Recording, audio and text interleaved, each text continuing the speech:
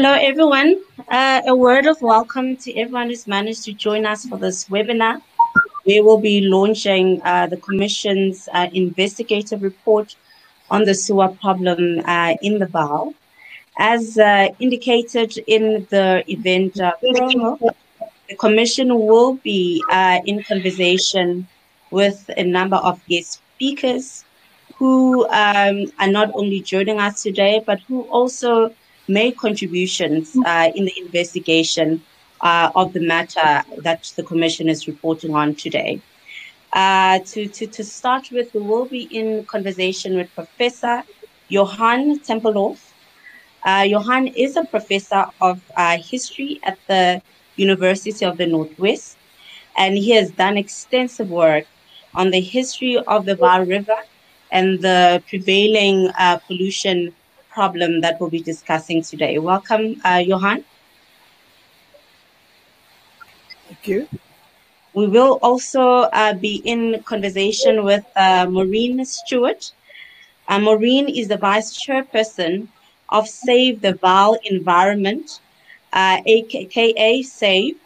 SAVE is a civil society organization that has also done extensive work in addressing pollution challenges in the Vaal and surrounding areas. Welcome, Maureen.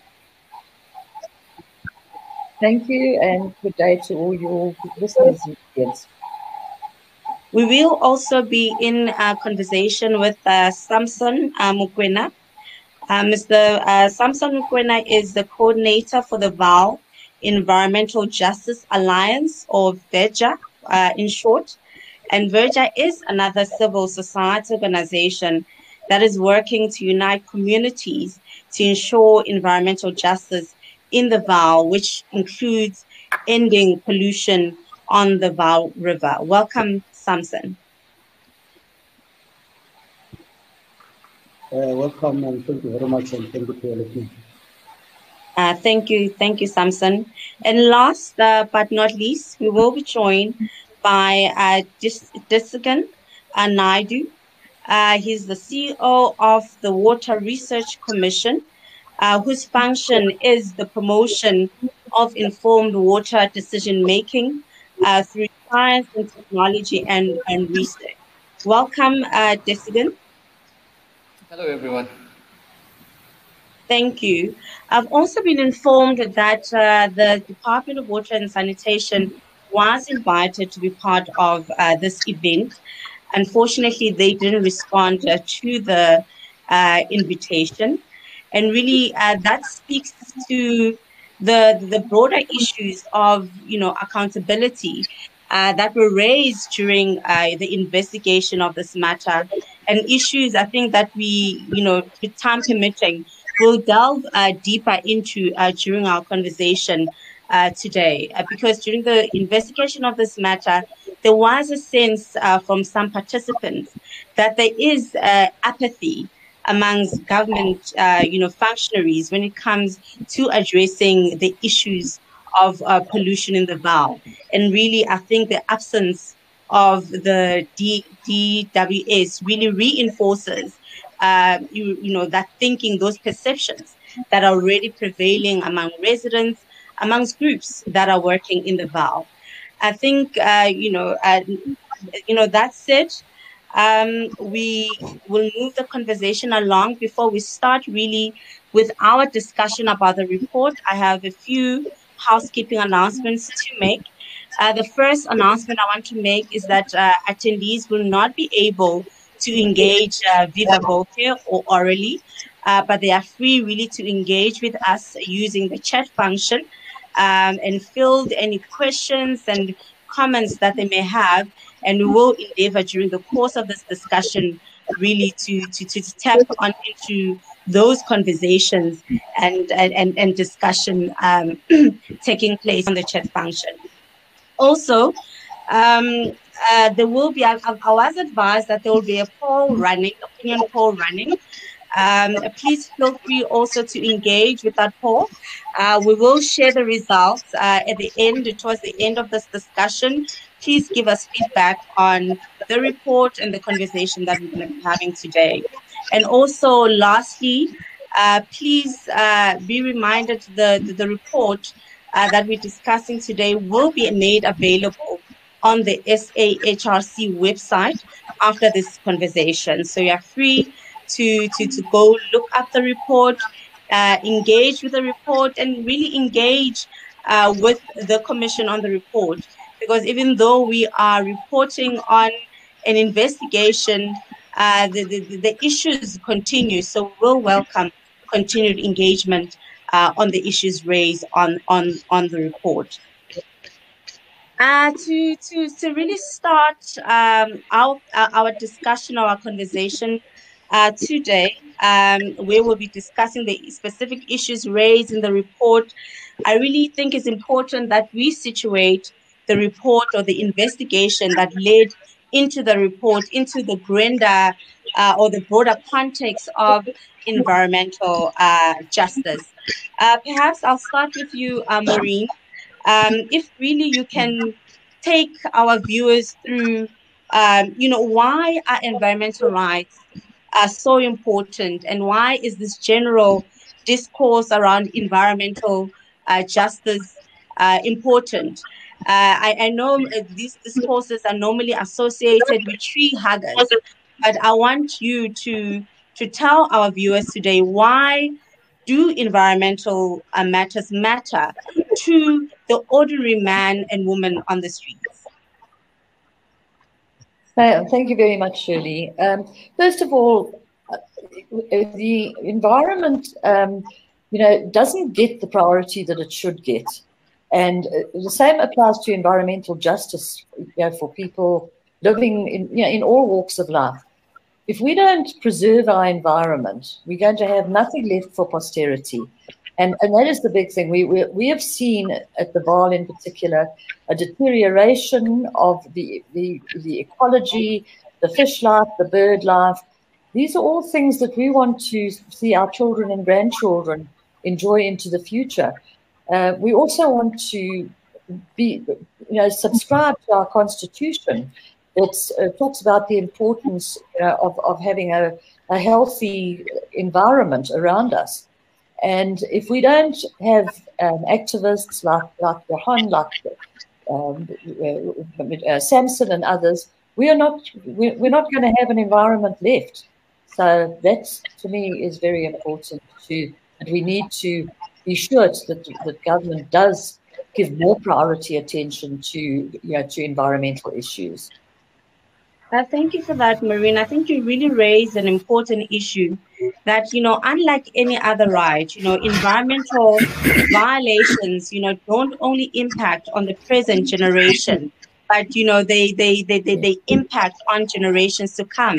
And also, unlike most rights violations, they don't only have an impact where they occur, but they have, multiply effects, different communities, as is the case with the Vaal, different provinces, different countries even, but yet there is so little attention that has been given to environmental rights. Perhaps I'll come to you, Samson. We've seen our communities, barricading streets, because of one rights violation or the other.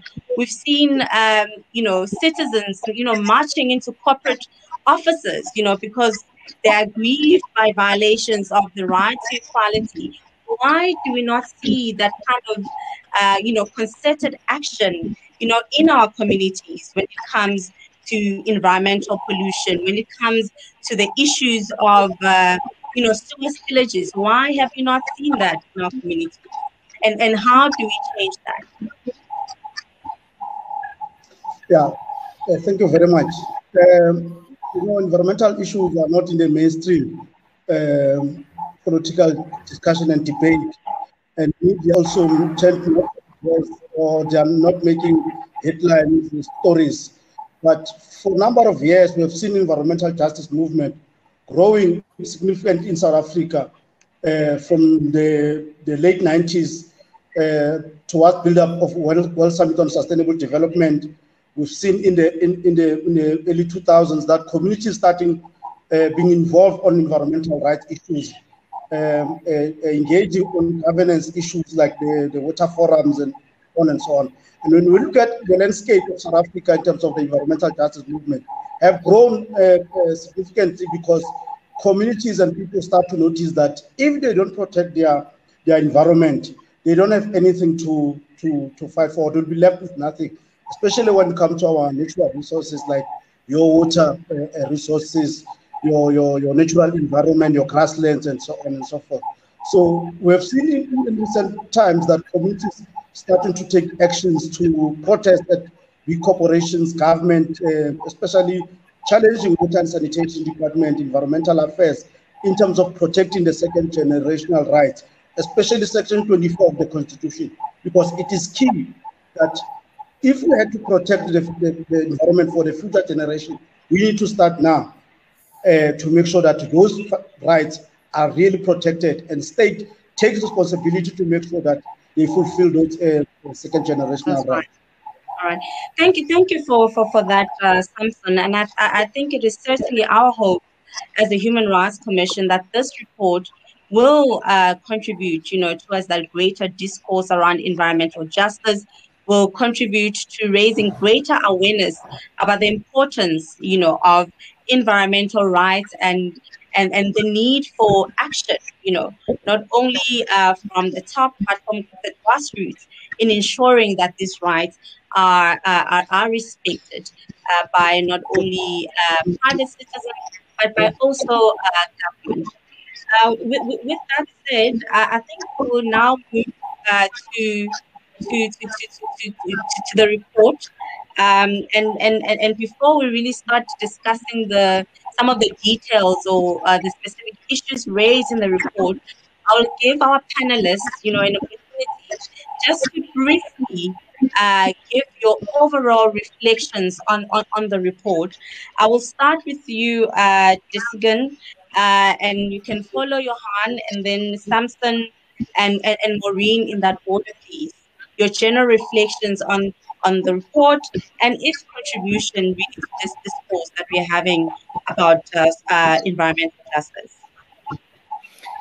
Thank you, Shirley, and thanks also to my fellow panelists for their inputs already. Look, it is unfortunate that government is not represented here, and I can share with you that this is a subject of great discussion within government. I've been part of some of those fora in the MINMEC, and the minister has asked for some specific briefings on this, so it is a high priority issue. I should also point out we're talking about a river that has been one of the hardest working rivers in the world since about the late 1800s. And the state of the river and the river system is a product of many, many, many years of decisions around South Africa's industrial platform. Many of those decisions we would actually disagree with in the 21st century. So there is a long history to this, although there is a sharp focus on what has happened in the last couple of years. The overall impression of the report is, one, I think it's a well-composed report. It is balanced. It has engaged the people who needed to be engaged. Of course, there are many more people that can be engaged. And I think it's put its finger on the pulse of the various components of the problem. The first of the components of the problem is that, yes, we have to reorganize our thinking about whether or not the industrial platform that we're using in the country as a whole, and maybe in Gauteng specifically, is indeed the correct one. Because it's clearly destructive to the environment, and the environment is a cornerstone of the Sustainable Development Agenda. And this is not just a local discussion, this is a global discussion. The WEF has talked about this as the Great Reset in their January meeting, for example. The second issue I think we should be quite sharp on, and the report does put it down there, is that we have to engage the issue around the capability of water services authorities in the form of municipalities' ability to actually manage that function. And I'm sure we're going to unpack a fair amount of that in the discussion that we're going into just now. But the third thing that I think that we should talk about, and there's some elements inside the report that are pointing in this direction, around questioning whether or not we have the right paradigm around how we're engaging water and sanitation in the 21st century in this country. Should we still have sewage pipes, for example, Or should we go to the available technology that we have now that talks about non-sewage systems? But I'll pause there, Shirley, because I'm sure that we'll unpack a good deal of this as we get into the discussion. Of course, I think that would be an important point, when we discuss, where to from here. But I think also in your introductory point, Desigan, you underscore that this is not a local issue. Yes, we are discussing the Vaal today, but we know there are challenges in Mpumalanga. I, for one, have worked extensively on sewer challenges in Mpumalanga, and I don't know if it's a coincidence or not, but some of the pollution is going into the Vaal from the Mpumalanga end. I know there are issues as well in the northwest. There's a recent case where the court found that the municipal manager should be criminally liable for the violations. There are issues everywhere. So I think as we continue, it's really important, particularly for our viewers, that this is not just a Vaal issue, but it's a national issue. It's a global issue, like you've underscored, Desigan. Johan, your reflections, please. Right. I think we have to look at it somewhat in a larger context. First of all, water is an extremely scarce resource in Southern Africa. And this manifested most markedly in the drought of 2014 up to 2019-20.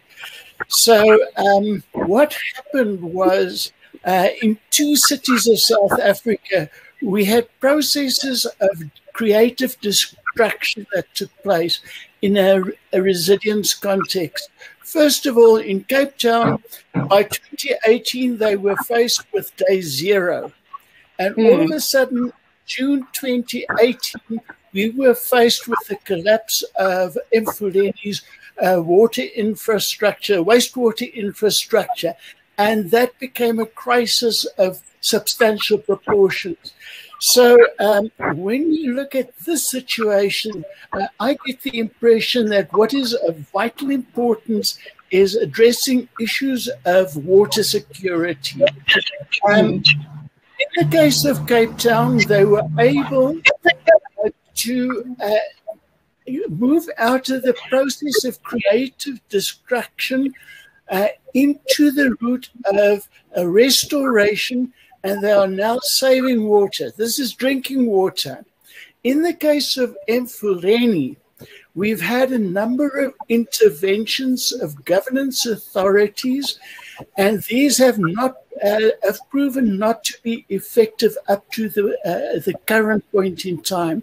And one has to ask yourself the question, what went wrong? Why is it that in Cape Town, for example, they could resolve this crisis actually in the Western Cape, and here we are sitting in Gauteng, in the largest local municipality in the country, and we were unable to be of assistance and respond to the qualms of residents and industries about the state of the deteriorating state of the infrastructure, wastewater infrastructure, and the downstream impact it had on the Vaal River system. Okay, I think Chris, I see on the chat function, Chris and Gordon really agree with you, Johan, that this issue must be viewed in the greater context of water security. Speaking about the unsustainability of our current water system. So thank you for that. Really, I think for the sake of time, just be brief, your brief reflections, Maureen and Samson, so that we can start dealing with some of the specific issues in the report, please. Yeah, thank you. Shirley, picking up on what Johannes just said, I think the Cape Town people pulled together. That was one of the important things. In Gauteng, or in particularly in the Mfuleni municipality, we've got a situation where people don't pull together. We've also got a situation where the different levels of government are not sort of enforcing the legislation. This has really been the biggest problem, and this has been a deterioration of over 10 to 12 years. It didn't happen overnight. So I think that the report, in fact, has highlighted very much that the legislation is very good, but the enforcement is not there. And that is where we need to look. I think we also need to look at the ability of local council, both from a financial perspective, skills, etc., to run, water systems. This was something that was inherited, from the previous apartheid government, but maybe we should be looking at things differently and a different kind of development of, water and sanitation, where perhaps there could be private-public sector involvement, and it could be run as a business. That's my feeling. Okay, thank you for those reflections, Maureen. Samson? From our side, I think start with the Constitution, Section 27, that water is guaranteed in our Constitution as a fundamental human right. And it's where the report is focusing on. It further goes to highlight the international law, especially South African government as a party to the United Nations Resolution 6429 on water as a fundamental human right. And that UN Assembly resolution was adopted by Human Rights Council. So from that point of view, water as a fundamental right has been guaranteed in our legislation. Then it addresses the issue of the state. South African state capability to then institute those fundamental human rights in terms of Section 27 and other related legislations. And that capability of the state is key, because if the state cannot fulfill those fundamental human rights, then we are in a very, very chaotic situation. And we will address this further in what the report highlights in terms of the lawlessness that we are seeing in terms of where courts have ordered local authorities to institute these particular orders. Then the state itself failing to do that, then we are in a, the report that outlined that particular process clearly in its findings. And for us, that's where the problems lie, on the capability of the state to institute those fundamental human rights. Thank you for those. Thank you for those reflections. Perhaps we will now move the conversation really to delve into the issues of, what has caused these issues. I know we've touched on it briefly, in the opening remarks. In terms of the report, this issue, comes to the notice of the Human Rights Commission in 2018, following media reports on the issue, and those reports really reference a lot of the work that all of you have been doing in the Vaal for many years. So, and the report really goes on to date, the challenges to as far back as 20 years ago. Perhaps as our historian Johan, really take our viewers through where did this really issue start, and what are some of the causes, the root causes that has led us to where we are today? Briefly, please. Well, historically, one can say the transition to a new system of governance and comprehensive changes within the manner in which water was governed as of 1998, when the National Water Act came into effect. We find that it's water for all that has to be provided for everybody. Now, in terms of governance, there appears to have been significant lapses.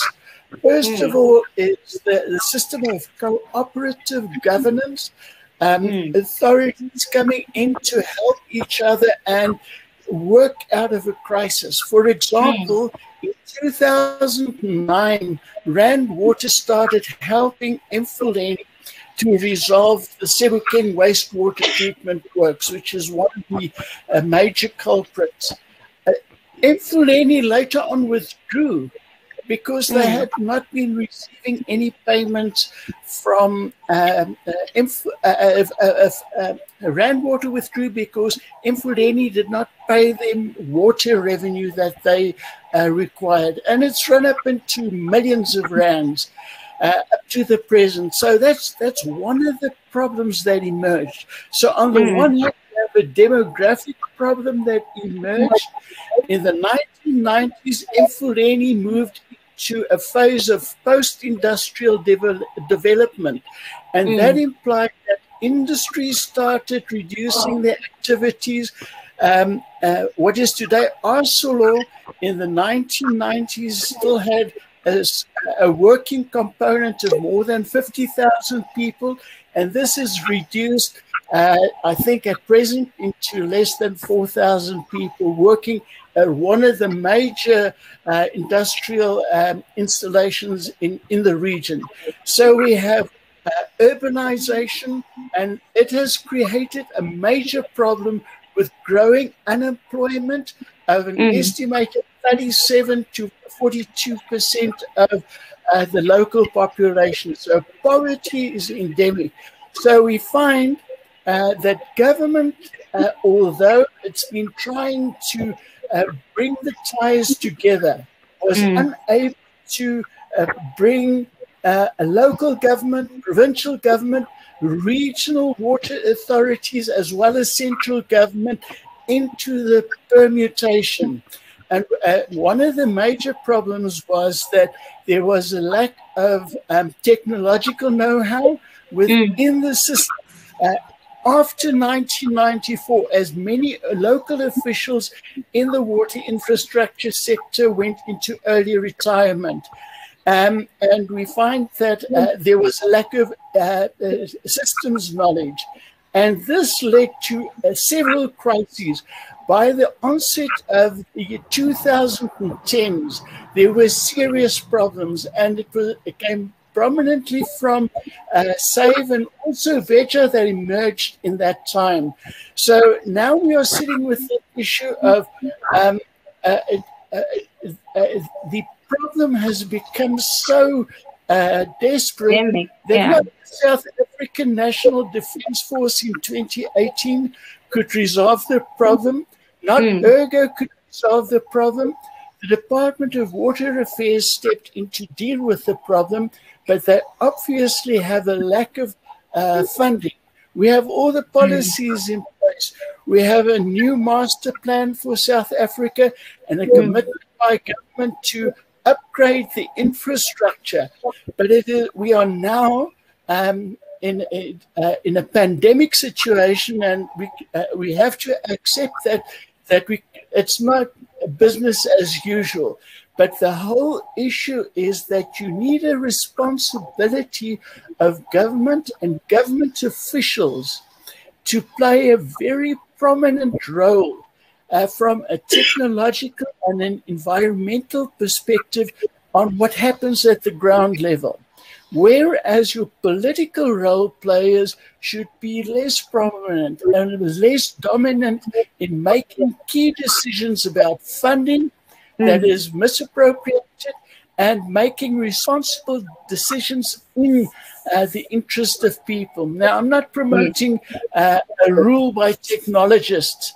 I'm suggesting that there should be a responsible management, and at this point in time, one of the solutions would be... Johan, perhaps you can pause there for now, because we are going to discuss some of the solutions later in our discussion. Because I just wanted to focus with the conversation on why are we where we are today, and certainly the issues that you are raising. I've noted your hand, Disigan. Certainly the issues that you are raising about infrastructure that has not kept up with development, issues of human resource challenges. Those are all issues that are captured in the report as some of the root causes that has led us to where we are. And other issues that are raised in the report is the issue of the aging infrastructure, lack of maintenance, of the infrastructure, maladministration, and the issues of cooperative governance, which are very important that you've touched on, as well as issues around vandalism of infrastructure. So basically, we've had a cocktail of issues that have led us to where we are. Disagan, you can come in. Sorry, on really why are we where we are today? The causes. No, Shirley, let me give you some statistics, and let me start firstly with the issue around the local authorities and this new phenomenon that we have since 1997 called water services authorities. So there are 144 municipalities that are designated as water services authorities. Mfuleni is one of them. Now, in the surveys that we have done, and this comes from something called the National Benchmarking Initiative, as well as MUSA, which is a self-assessment exercise, this is what we're finding. Out of that 144, 57 of them are classified with the COCTA definition of vulnerable or dysfunctional in the domain of their water management.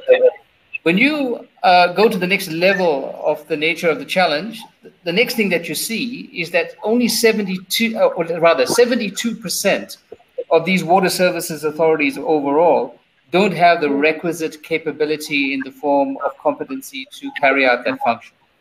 If you go further than that, you see that numbers like this, 77% of them are not doing the 8% budget around infrastructure maintenance. 98% of the authorities, including the ones that have been spoken about in this conversation as being a little bit better, do not have maintenance schedules in the system. So there is the issue around, you're given the authority to these folk. Are they getting the right support? Is the regulation in place, and is that regulation being enforced, and how you do that? But the second part of the story, which we cannot ignore, is the issue of funding. So for 2 years running now, there has been no increase in the water tariffs in this country. And one of the real dangers of that is that we start following the line of the electricity folk. Because in the 1990s, we were talking about South Africa having cheap electricity, but that was really false. What that really meant is we were able to keep the electricity price low and not invest in the new infrastructure that we now know we so badly need. I mean, we are living in blackouts every week, almost continuously. Now, there is a real danger this is going to happen in the water domain as well. So the lack of the tariffing in the water domain to get the funding into the system is going to result in a much squeezed problem going into the future. The third issue that we need to engage is that we have far too much of a sectoral focus in the way we operate. So let's take the two sectors that I'm talking about, water and electricity, right? So the one negative is that NERSA has now granted Eskom a 15% increase for the current financial year, which means that the issues that Johan referred to around the ability of the municipalities to be able to pay people like the water boards gets even less now because there's a stretch in the municipal function. The second thing is that when you start converging these and you start looking at things like the water, energy, food nexus, and if you just take that part of water and energy, you will find that there is a huge opportunity to actually generate electricity, energy from the water sector, as opposed to water just being a user. Now, if we had this discussion together about electricity and water, we would actually find energy solutions in water, we'd be able to use the funding that we currently have in a much smarter way, and we'd be able to organize for the kind of water security that we've spoken about. So the question is, what is the key problem? And I think the key problem rests on two primary things. The first is that we do work in silos in spite of all of our rhetoric. The second is that the conservatism in the water sector is simply not helping the cause. And I referred to sanitation before. We have the ability to have 100% access to sanitation in this country on the back of non-sewage sanitation way before 2030. And we need to really make that push inside that direction. So the issues around the historical legacy, they're absolutely correct. But we are sitting at a point now where I think we can make very different decisions around going into the future. And I think that is where we need to put our effort. Thank you. Thank you for those contributions. And there's a message from Vanessa, echoing that she's from KZN, but they are facing, similar challenges. And I've highlighted earlier as well the investigations we've done in Mpumalanga and other areas, that really the root causes that we are discussing can be found in each and every municipality that is having the challenge. So it's then I don't know if it is surprising, but it really is concerning, because we know the cause and effect, but yet we've not been able to address these issues. I now want to move really the discussion around to the issues around attribution, and I really alluded to this earlier in the discussion, that when you read through the report, you can see that various departments really are trying to say, no, it's not me, look at the next person. The municipalities say, no, you can't just look at us. There are other municipalities that are polluting. And COGTA says, no, you cannot look at us. Look at DWS. And DWS is saying, and we have given them funding. They're squandering the money, but the municipality is saying the money you're giving us is not enough. So I just want to come to you really, Solomon and Maureen. How difficult has it been for organizations like yourselves and for citizens really to hold someone to account in such circumstances where everyone is just trying to kick the ball as far away from themselves as possible? You can start, Solomon, and you can go ahead, Maureen, and you can follow Solomon. Yeah, it's been extremely difficult, and you've actually hit the nail on the head there. In terms of lack of accountability, and taking that further, that also means consequence management. We dealt with many municipal managers at Mfuleni, and it's always a funding issue. It's never their fault. It's always somebody else's fault. Water and sanitation, we need to do more. Water and sanitation say it's not our role to operate municipalities, and that is probably true. But there seems to be, on the one hand, a kind of passing the buck system that exists, and on the other hand, there isn't any consequence management. If you're in the situation of a municipal manager and a technical director in charge of water and sanitation and other service delivery requirements, you're getting paid for responsibility and for actually providing a service to the people who live in the municipality. That is the biggest problem. Nobody takes responsibility. When the going gets tough, then the person is either transferred someplace else or he resigns and does something else. And somebody new comes in and they inherit the problems. And again, the circle starts all over again. So, that to me, it's a balance of consequence management and passing the buck needs to be dealt with. And there are roles and responsibilities at the various levels of government which are clearly written. But again, take, for example, the Water and Sanitation Department will issue a directive because Mfuleni is polluting the Vaal River and the streets of Kaapstad. But nothing happens because the municipalities are back and they say, well, we haven't got the money to do this. And so everybody stops. So there needs to be a whole, in my opinion, a restructuring of the water sanitation sort of sector. And I'll take what Mr. Desai said, that we need to not work in silos and we need to use new technology. And there must be new technology for sanitation in the world because we can't be carrying on with the same old stuff. So, thank you for that. Yeah, I think Maureen and thank you. You can come in. You may proceed, Solomon. There's an echo. I'm not sure from who. Yeah, no, I'm saying that I'm not sure. You can proceed, Solomon. Yeah, but I think the lack of the intergovernmental relations is quite a problematic in terms of who must take full take responsibility around this particular crisis. But one of the chairman of the Portfolio Committee on Water and Sanitation, Advocate Dilange, said to the department about 10 years ago that failure of the Department of Water Affairs to enforce National Water Act and Water Services Act will create massive chaos. And he was warning the department then that the department is not taking full responsibility to implement the National Water Act. And for us, where the buck stops. When you look at internally in DWS, there's clear no communication between water services and water enforcement and water quality units. Everybody do his own thing somewhere and all of that. And one of the biggest problems that we are facing at the local level is interforums or inter-stakeholders that are popping up all over the area.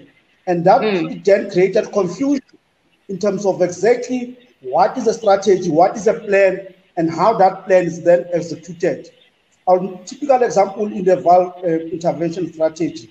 We have so many intercommittees that are not coordinated by anybody, and then that does not feed back to the public in terms of what exactly is happening, and then we read into media how much is being lost in the process. That's a fundamental problem. It also addresses the question on the enforcement. We have so many enforcement within a department, and if one is lacking in terms of enforcing its own regulations, you find the others not being available. And the report addresses that in terms of what will be the role of water enforcement if they are failing to implement what they are supposed to be doing in terms of the act. That's a fundamental problem that we've been struggling to make sure that there's an enforcement mechanism. That is one that is looking in terms of protection of the entire ecosystem. So that will be my input on the issue. Your contribution. Thank you for that. And there's a view, Jessica, coming back to you. Really, there's a view that the buck should stop with the Department of Water and Sanitation, because if you think about it, who issues the licenses to these municipalities to run these water services? Who is ultimately responsible for enforcing the National Water Act? And also, if you look at this problem, as indicated, is endemic everywhere, and DWS appears to be the common denominator in all the provinces, in all the municipalities. So is it not a fair comment then that the buck should stop with them? Well, that's an interesting interpretation. In fact, that's one of the current conundrums. The current conundrum is that the Minister of Water, who is the custodian of South Africa's water resources on behalf of the public, does not have authority over the water services authorities themselves. The water services authorities get their designation from the Minister of Cocktail, while the function is in fact with the Minister of Water and Sanitation. This is something that is being currently engaged, and one of the proposals that is on the table is whether or not the regulatory framework can include a kind of licensing mechanism with performance indicators like you would have with any other water license, but now on water services authorities. And if we manage to crack that, I think a fair amount of the solution will be found. But let me go beyond that. One of the issues that has come up in many, many municipalities, and we work fairly closely with SAHRC around something called the National Benchmarking Initiative for Water, is that within the municipalities themselves, there isn't a sufficiency of coordination inside the system. So you have the ironic situation where municipalities are in fact bankrupt around certain of their services while they're returning other funds to Treasury, because those funds have been so clearly earmarked and fenced off, you can't have any cross-subsidization inside the system. So aspects of the water infrastructure grant, for example, can't be used for maintenance, in spite of the fact that in some places maintenance is exactly what you need What to is be, required, yeah. what is required. So the question, I guess, is what is the solution? And I think it amounts to a couple of simple things. First of those things is that we have this high-level plan that everyone agrees with called the Water and Sanitation Master Plan.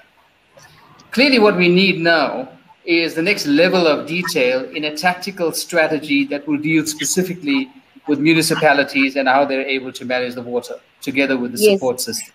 Just again, we are briefly coming to that point. I just want us to go through the report step by step. We really come. I know you've been burning really to tell us where to from here, but we are really coming to that point briefly. But before we come to that point, really, Johan, I really would like you to reflect, on the impact of these problems on people, their health, their environment. Because we can speak about environmental pollution in general terms, but I think it's really important to understand what is the impact of these on people, on the environment, on livelihoods. Please briefly reflect on that. Right. In 2019, we conducted an EU-funded research project on how people from the bottom up see the water crisis that was playing off in Mfuleni. And we looked broader. We went up to Deniseville at the upstream of the Vaal barrage, and we spoke to people there. And I've been reading a lot about this lately. The issue of people feeling dejected. They feel being done in by government. Promises have been made. We all have the right to water and an environment that is good for us, but nothing happens on the ground. And people do not have money. So what happens is you have protests emerging, and these protests are an extension of a subversive process of the destruction of infrastructure that is carrying on. We call it vandalism, and it's an underexplored field in our water sector. People feel they have no ownership. It doesn't belong to them. You have artisanal miners breaking sewage pipes to get to mining gold, etc., in Gauteng. So these are compounded issues, and people feel they are dejected.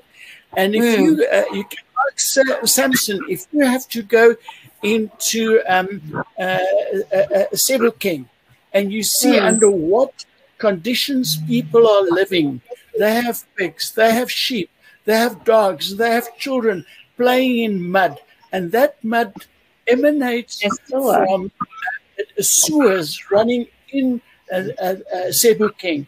So even the natural wetlands have been invaded to the extent that they cannot function properly and naturally anymore.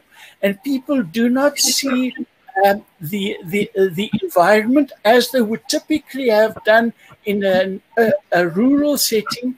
They would have respected water. They would know what its value is. When they reach the city, they expect to have housing, they expect to have sanitation, and they expect to have water. And we say, yes, we can give this to you. But what remains behind is the issue of getting a societal commitment and a societal ownership of saying this is our water resources, this is our infrastructure, it works to our benefit. And there we have a disconnect that needs to be addressed. And the best example of that is the vandalism and the protests that had been going on at the Sebokeng works. And that is a symptom to me of even workers on the site protesting with the people because they wanted more money. And the people, unemployed people outside protesting because they don't have jobs. The minister previously promised them 6,000 jobs in 2015. So this type of thing from the bottom up We feel that people feel that they are being neglected by the local authorities, the authorities responsible for these services, as well as central government. Yeah, thank you for that. I think the issue of human dignity of the affected communities, Yes. was really underscored as well in the report, because we always tend to see, these rights violations in terms of the right to water and the like, but really the impact on the dignity of the people, the impact on children's rights who are playing, in sewer. So these are really some of the important issues that are highlighted in the report, that really these challenges are not abstract issues, they're not academic issues, but they actually have tangible impacts on people, ordinary people. They affect, their food security, they affect their water security, they affect their health, and their well-being, and the right to property. So these are some of the issues that are highlighted in the report. And it's very interesting. Also in the report, it says that there are 19 million people that depend on the Vaal for water. That is for domestic and commercial use. And I presume that this 19 million, although is a very staggering figure, but it has not taken proper account of people in neighboring provinces, people in neighboring countries that are impacted. So, but it's no less than 19 million people are adversely impacted. There's also an specific mention of the impact on the ecosystem, and the mention of the impact on the yellowfish, for example, that now they're in danger of extinction. And of course, that affects livelihoods of people who rely on it, for commercial purposes. So I think it was really important for us really to stress that these issues are not academic, these issues are not abstract, they are real, and they have real impact on people. Before we move towards the end, I will allow you, Maureen, really to just briefly reflect on some of the issues I've mentioned, the tangible impacts on the ordinary man on the streets in the communities that you work in as SAFE. Yes, we see it all the time, and right across Mfuleni, and also we see it in places like Deniseville on the Vaal Dam as well. It makes living conditions impossible. The health risks are enormous. The other thing too, it discourages investment. In businesses which will create employment, and especially the tourism industry. The tourism industry was, developing very nicely along the Vaal River. Johannesburg is not on a river, and people love water, so they want to, have their recreation there, and the Vaal River is the ideal place. But nobody wants to come to a smelly river, to sort of be entertained. So it's caused job losses, if anything, in the Mfuleni area of jurisdiction. And there is tremendous opportunity there. So we're losing those opportunities further downstream of the barrage in Parys. There's river rafting. People don't want to do that at the moment because of the water quality. So it's so important to get this right. Really and truly is to have a clean river, which will then impact on all communities as well, because if the river is fine and if the systems are working, then I see we've lost Maureen there, but I think really she was underscoring the impact on livelihoods, that people cannot make a living because of this challenge we are facing. We are quickly, we are quickly running out of time. Really, I would have loved us to discuss, the legacy of the bucket system and how really it is shaping responses to the challenge, especially the issues that are raised earlier. How our communities seem to be more tolerant of this challenge than any other rights violation. And I'm really wondering what the connection may be between that and the bucket system, where communities had to live with their waste side by side. So it really would be an interesting debate for another day. Because of time, really, I wanted to touch on the issue that all of you have been burning to touch on. We know that, say, for example, has been to court. There's been several court judgments in the matter, but yet the issues remain unresolved. So where to from here? Disigan, I know you were burning to take us to that point. So I'll allow you to have the first bite, and then I'll hand over to you, Solomon, and sorry, Samson, my apologies, and you, Johan. Thank you, Shelley. Yes, I have been dying to get to this point. The solutions are available. So the first point, I think, is that we have to have a higher investment into the technological frame. And this was mentioned by the other panelists as well. And South Africa has the benefit of this WRC, a national institution, which is 50 this year, and a very productive South African community of practice in science and innovation. In fact, we're in the top 20 in the world with regards to productivity. We need to pull it out of the laboratories and give it a chance to work on the ground, precisely in areas like new sanitation that you mentioned. We should not be talking about the bucket system at all. The second issue that I want to put on the table is what I started talking to earlier, is that we need a specific tactical plan around empowering municipalities to be able to carry out their water services authority function. It should utilize the capabilities that are already there. I mean, our water boards are good institutions, and they act as utilities in the system. And where they have been in partnership with municipalities, and Johan has referred to an example earlier, it has worked quite well. So having that into a more formalized methodology is something that we should consider as part of this tactical plan. But the very last point I want to make is that we have to do this with a human rights-based approach. Because we fall short with all of the other technologically and engineering-driven solutions that we've had, not only in the water sector, but in many others. And besides our own national commission, you guys, as the South African Human Rights Commission, we're also part of this global network with the Human Right to Water, and they have a series of tools and toolboxes to assist us in this direction. And I think if we manage to knit that, if the different players can find their role inside the system, we might be able to have a very different conversation in 5 or 10 years from now.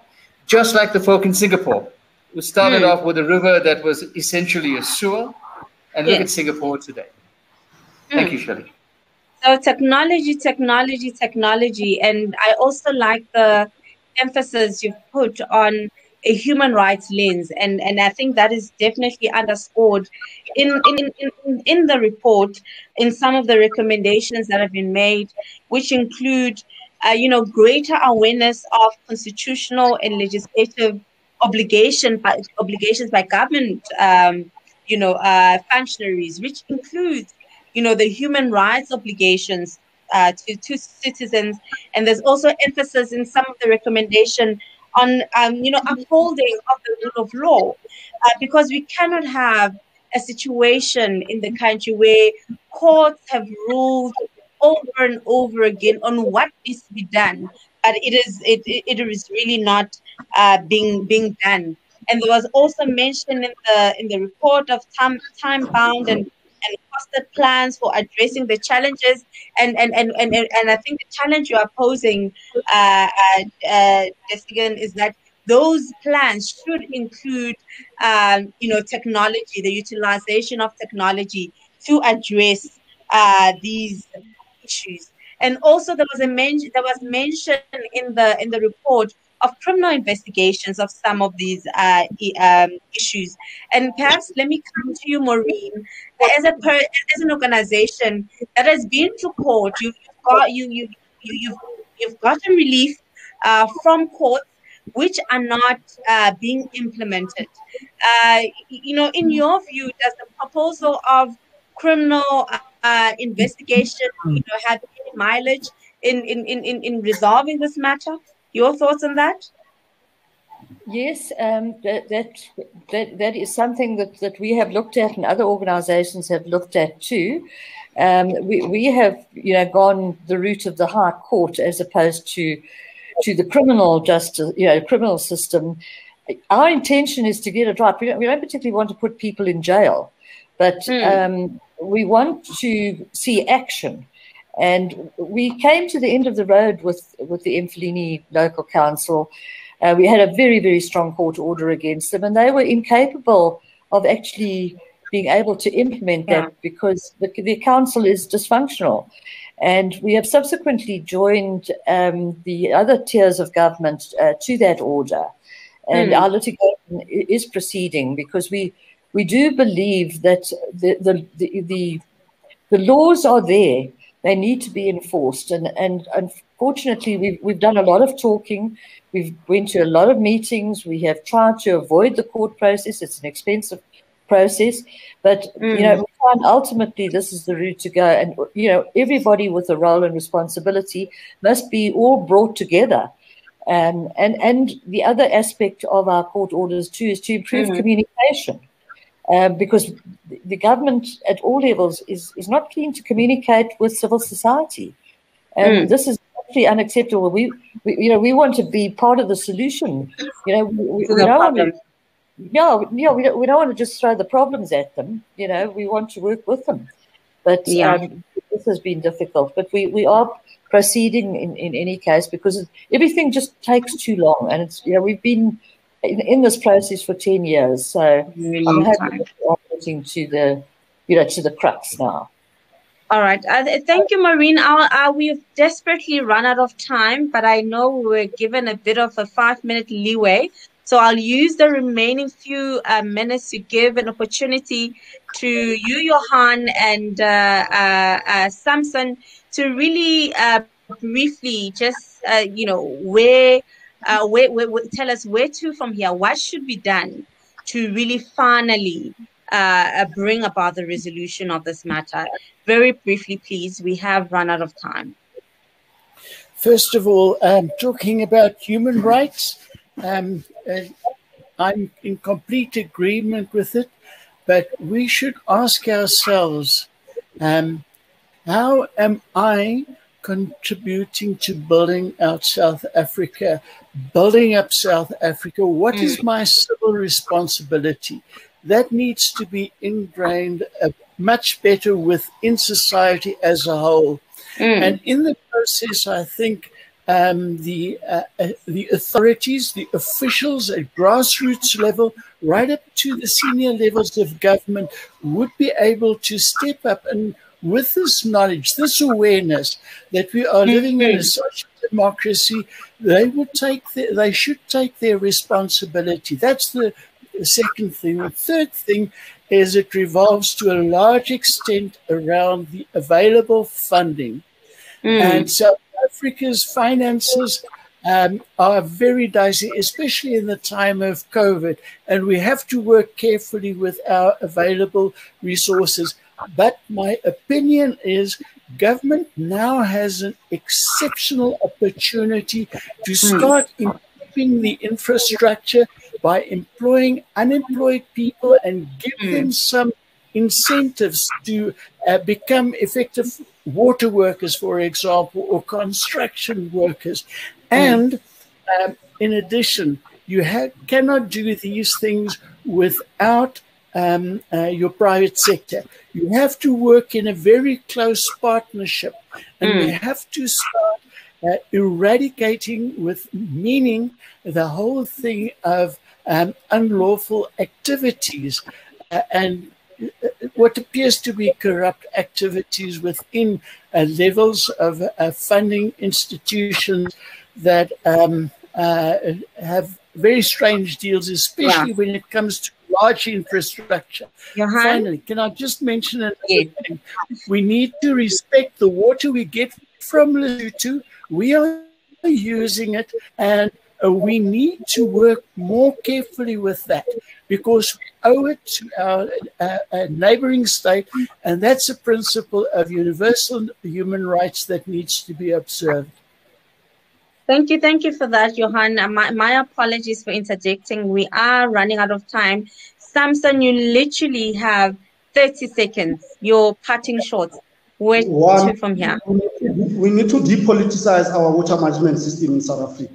And yes. to depoliticize that component, we then have to establish our catchment management agencies as a matter of agency. We need to make sure that the water management system in South Africa is inclusive. It must only address the injustices of the past. On the issue of dignity, we must make sure that investments go back to the poor and low-income areas, where there must be proper sanitation, proper access to water, and that will address the issue of fundamental human rights.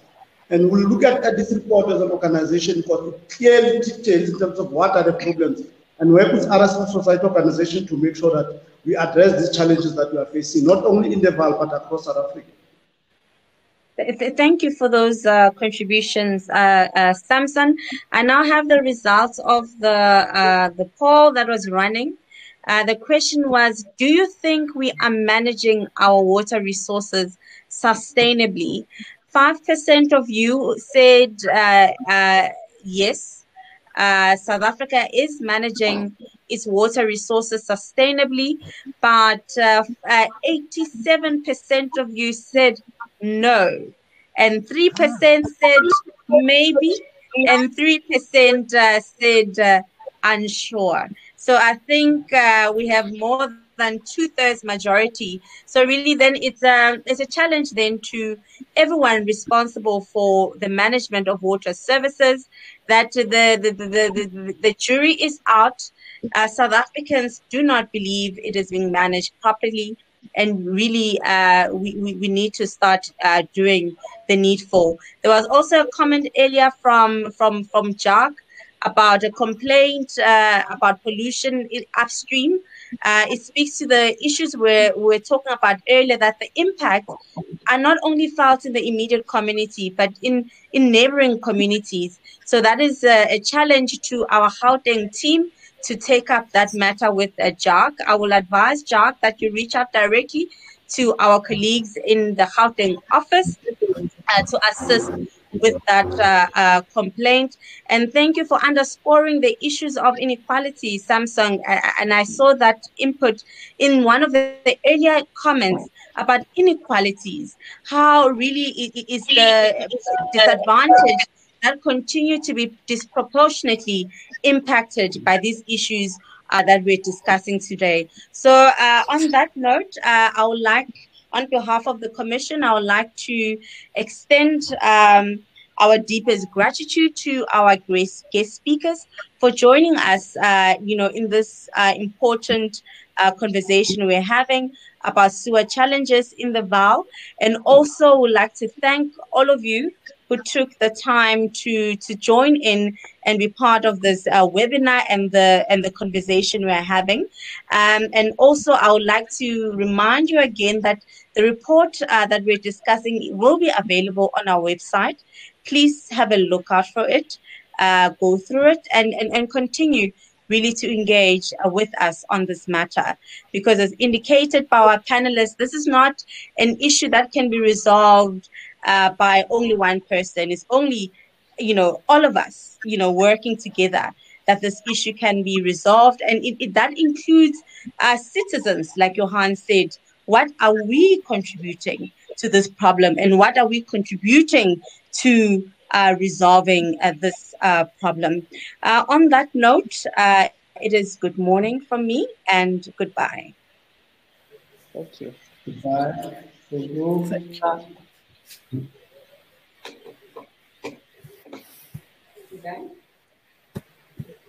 I think so, yes.